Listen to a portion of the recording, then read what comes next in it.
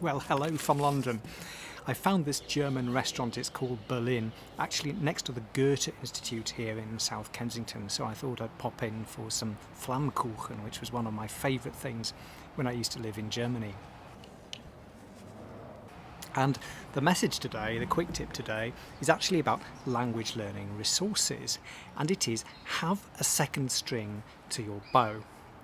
What do I mean? What I really mean is don't just run one course, one set of materials. If you like me, to have some sort of textbook or online course that you're following, back it up with something else. So, for example, my work on Japanese, what I do is I have the main course, Japanese from Zero, but then I've got the Asimil course that I'm using as well, very much as a secondary course. I'm not using it nearly as regularly, but I am dipping in and out of it. I've got a third because I'm using the Pimsleur course as well, which is just audio for basic Japanese.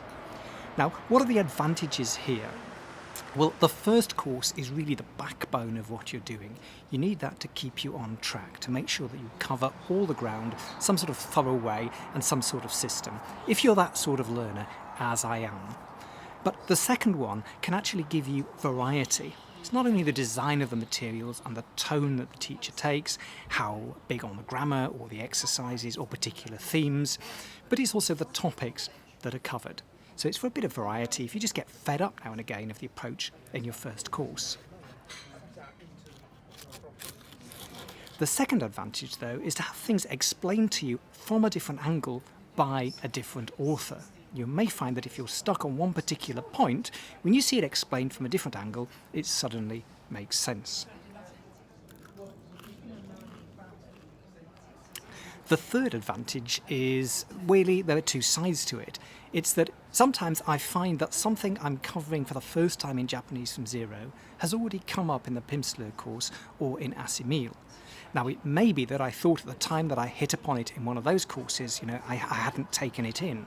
But then when I see it for a second time actually in the main course, the ground has been sort of prepared, and I think it goes in much better and I remember it much more effectively.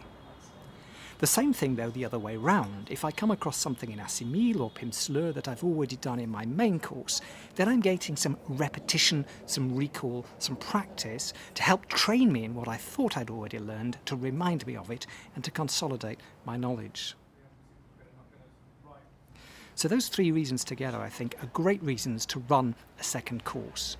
Of course, you don't want to get bogged down in too many different materials, but certainly coming at something a second time from a different angle and perhaps in a different sequence can make an awful lot of sense.